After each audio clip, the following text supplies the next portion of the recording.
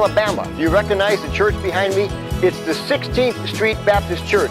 It was bombed on September 15th, 1963. 1963 was a volatile and violent year for civil rights and for the United States in its social and cultural spectrum.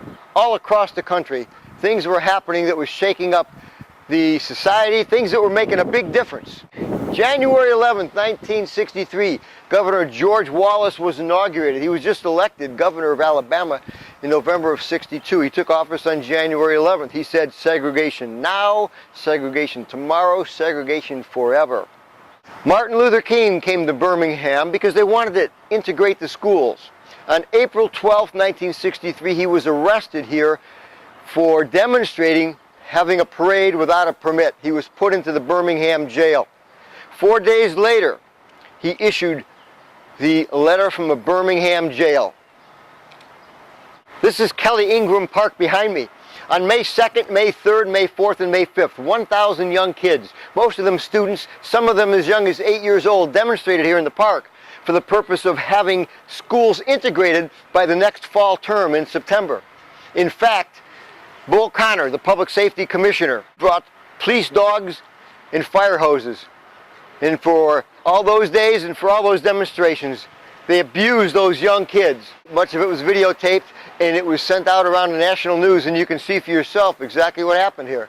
And that called attention to what was happening in Birmingham. It called enough attention that in September of 1963, 3 schools were actually integrated that fall, and that began the process of integrating the schools for the rest of the year. This church became a center for civil rights in 1963, especially during May. On June 11th, 1963, President Kennedy went on television, a national address to the American people, and explained that we need a Civil Rights Act soon. It had to be done immediately. That night, after midnight, in Jackson, Mississippi, Medgar Evers, who was working to register voters in his hometown of Jackson, Mississippi, was murdered. He was getting out of his car and he was going into his front door, and he was shot dead. He's buried in Arlington National Cemetery now. On August 28th, 1963, we all know Martin Luther King standing on the front steps of the Lincoln Memorial saying, "I have a dream," for the March on Washington for jobs and education. When all of God's children, black men and white men, Jews and Gentiles, Protestants and Catholics, will be able to join hands and sing in the words of the old Negro spiritual, "Free at last, free at last, thank God Almighty, we are free at last." On September 4th, 1963, 3 schools here in Birmingham were actually integrated. It was a forward step. Between 1955 and 1963, there had been 21 bombings of black-owned businesses or black homes here in Birmingham. Birmingham was known as a violent and extremely volatile city. It was the center of civil rights in the South for the next couple of years until, of course, Selma, Alabama and Bloody Sunday. Then on September 15th, 1963, 4 young girls were killed in that church behind me. They were at the back of the church. 15 sticks of dynamite were exploded at 10:22 a.m. They were put there by 5 men who wouldn't be prosecuted for another couple of decades. Not enough evidence. Bobby Kennedy sent 26 FBI agents immediately to Birmingham to investigate the bombing. The information was sealed by J. Edgar Hoover. No prosecutions, nothing was done.